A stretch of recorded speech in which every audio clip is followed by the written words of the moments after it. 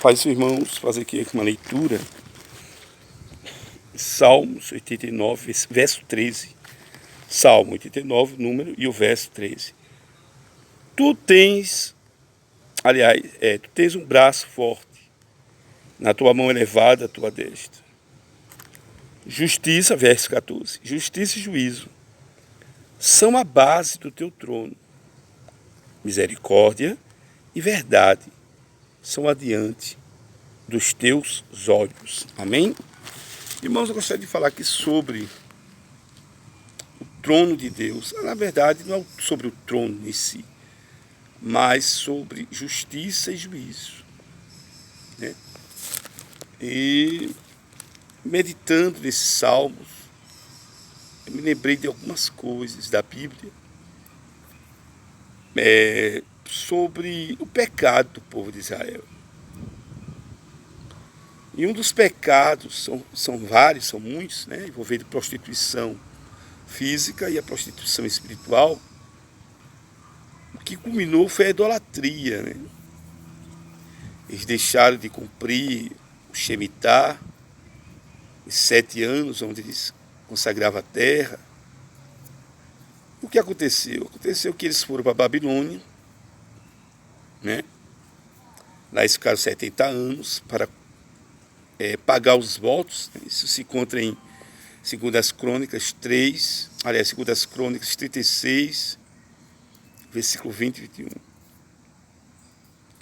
E mesmo eles pagando o preço pelos seus próprios erros, Deus ainda cuidava daquele povo. Inclusive levantou Esdras, né, que era sacerdote e escriba. Aliás, ele foi o primeiro escriba. Foi Esdras que restaurou a adoração, a liturgia. Foi ele que iniciou os cultos às sinagogas, porque não tinha mais templo, né? Posteriormente, apareceram 3 pontos para adorar a Deus, que era o templo, construído por Herodes, né? A sinagoga e as casas. Casa seria um culto doméstico hoje, né? A sinagoga era mais os estudos para preservar a cultura deles. E o templo era adoração, onde tinha sacrifício e tal. E eles ficaram ali durante 70 anos em Babilônia, por conta dos seus pecados, mas Deus ainda cuidava deles. Depois do ciclo de Josué, da etapa onde Josué foi levantado para substituir Moisés, na morte de Josué, Israel teve problemas de ordem moral, ordem espiritual. E eles começaram a sofrer. O que eles plantavam era roubado pelos inimigos. E quando eles clamavam, Deus levantava um juiz. Começou uma outra etapa na vida de Israel, eram os juízes. Mas eles também pecaram e assim por diante. Lembramos também de 2 Samuel, capítulo 11, quando Davi adulterou. E em 1 Samuel, capítulo 14, aliás, segundo livro de Samuel 14, o profeta vai até Davi, conta uma parábola, e Davi fica indignado e disse: o homem é tu.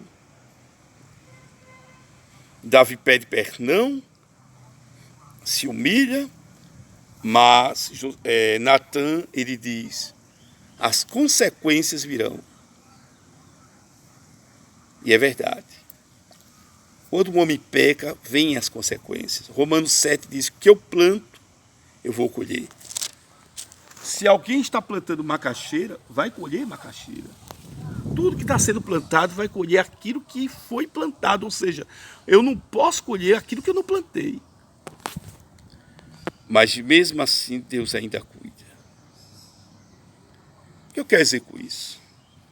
O trono de Deus, nós lemos aqui o verso 14, justiça e juízo são a base.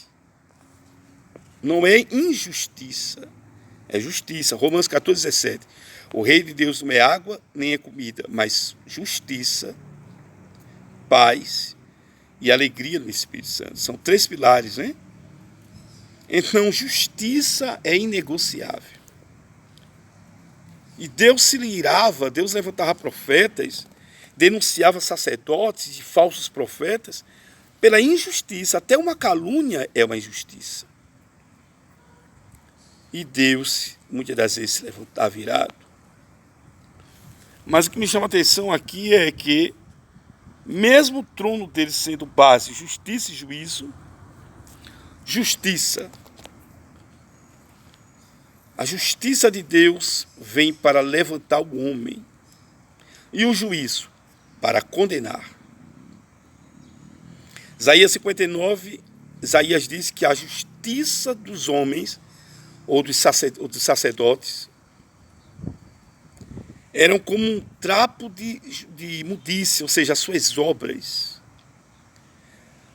Mas o apóstolo Paulo diz em 2 Coríntios, capítulo 5, versículo 21, ele diz que ele não conheceu o pecado, mas se fez pecado para que nós fôssemos justiça de Deus. A justiça de Deus não é a dos homens. Porém, olha o que diz aqui, e a base são justiça e juízo. Juízo aqui é a condenação. Mesmo esse Deus de amor, que ele é amor mesmo, João fala isso, mas ele condena. Por quê? Porque ele é justiça, e a justiça traz juízo. Ele não é um juiz como os homens, né? Juiz amigo de fulano, ciclano de Beltrano, né? 2 pesos, 2 medidas, aplica para Francisco uma coisa e Chico outra coisa. Não, e não existe isso. O próprio Moisés, quando ia julgar, ele colocava um véu para não ver quem estava julgando. E na justiça dos homens, sempre tem uma figura com tapa-olhos, né? Então Deus, ele, na hora de aplicar o seu juízo, ele não quer saber quem é que seja. Tanto é que Pedro fala isso. Pedro diz o que? Paulo também fala isso. Que ele não faz acepção nem para salvar e nem para julgar. Então, a justiça e os juízos estão de mão dadas. Porém, o que é que ele diz aqui? Misericórdia e verdade vão diante dos seus olhos. Eu quero falar da verdade. João 14,6, Jesus diz: eu sou o caminho, a verdade e a vida eterna. João capítulo 8,32. Se o Filho, João 8,32. A verdade vos libertará. Versículo 36. Se o Filho do homem vos libertou, verdadeiramente está livre. O que é que nos livra? A verdade. João 18, versículo 37 e 38, Jesus diz: eu vim para isto, anunciar a verdade para aqueles que é da verdade. E quem é da verdade ouve minha voz. Aí, versículo 38, Pilatos pergunta: o que é a verdade? Se retira. Se ele ouvisse, ele ia ouvir o que Jesus tinha para dizer. Jesus certamente ia dizer: eu sou a verdade. Muitos que não são cristãos, quando vê algum crente pregando, diz: eles pregam a verdade deles. Eu quero dizer a vocês que não é a verdade dos crentes, nem a minha verdade. Estamos falando de Jesus, que é a verdade. Muitos querem falar da Bíblia, mas não querem ouvir a Bíblia. Por quê? Porque vai ser confrontado. A luz incomoda as trevas. O Evangelho confronta até a mim mesmo quando eu falo da Bíblia. Por quê? Por causa da verdade. Jesus é a verdade plena. Uma outra verdade. Buda chegou a dizer que não conheceu a verdade. Buda veio antes de Cristo, milhares de anos antes, mas Jesus já havia antes de Buda, porque ele disse para os judeus, o que ele disse para os judeus? Eu vi Abraão, eu vi Isaac, eu vi Jacó. Antes de Abraão existir, eu já existia. O próprio Jesus fala isso. João capítulo 1, versículo 1, ele é o princípio. O verbo estava com Deus, o verbo é Deus. Versículo 14. E o verbo se fez carne e habitou no meio de nós. Então a verdade não esconde, ela expõe. Aleluia. Porém, diz aqui, diante de seus olhos vão misericórdia. O que é a misericórdia? A misericórdia, no grego, fala de misericórdia, fala de miséria e coração. Miséria, um mundo miserável. O apóstolo Paulo diz, eu sendo miserável dos pecadores. Por que miserável? Pelo estado de miséria.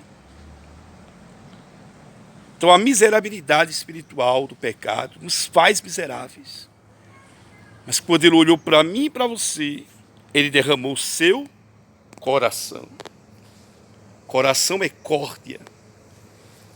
Então eu, miserável que sou, você também, por conta do pecado, ele derramou sobre nossas vidas o seu coração.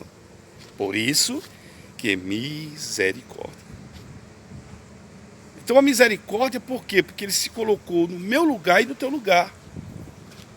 Isso é chamado de empatia. Então, por causa da empatia, ele olhou para mim e para você e se colocou no nosso lugar. Ele é santo. Mas olhou para mim e para você e se colocou no lugar, no nosso lugar. Aí ele derramou o seu coração santo e puro, imaculado. O que me chama a atenção é que o olhar dele tem verdade e misericórdia. O nosso olhar é diferente. Quando nós olhamos para alguém, a maioria das vezes, transferimos o que há de ruim em nós para alguém. Se você é um adúltero, quando olha para alguém, vê adultério. Se você é malicioso, quando olha para alguém, vê malícia. A psicologia já explicou sobre isso. É uma transferência de valores. Você está transferindo para o outro o que você é. Ou então você tem algum problema na alma, né? De ordem emocional. Mas a psicologia também deixa claro. Quando alguém cria uma história fiada de alguém, quando alguém calunia alguém, não dando chance para aquela pessoa se defender, de duas umas, ou essa pessoa tem um caráter quebrado, ou essa pessoa tem algum problema de ordem emocional, e tem um terceiro problema, ou ele está transferindo para aquela pessoa quem é ele. Jesus é diferente. Jesus é santo. Mesmo ele vendo em mim e em você mazelas, mesmo ele nos conhecendo por fora e por dentro, mas a Bíblia diz que os olhos dele são verdade, não esconde nada. Porém, vem com ele a misericórdia. É isso que nós temos que aprender com Cristo. Ter misericórdia dos irmãos. O próprio Jeremias diz, capítulo 3, versículo 22, ele diz, suas misericórdias são causa de nós não sermos consumidos. Versículo 23, porque as tuas misericórdias são novas a cada manhã. Então, nós temos que aprender com Cristo. Misericórdia. O próprio Jesus falou isso nos evangelhos. Ele diz, melhor que o sacrifício é a misericórdia. Por quê? Porque naquela época não existia misericórdia. Naquela época, os imperfeitos se vestiam de uma falsa perfeição. Mas o próprio Cristo, que é perfeito, quando olha para mim e para você, vem o olhar, porque a verdade dele expõe as nossas fraquezas, falhas, imitações, defeitos, né? Mazelas, porém, vem com o seu olhar misericórdia. Que nós venhamos aprender com Cristo a misericórdia. Fique da paz, em nome de Jesus.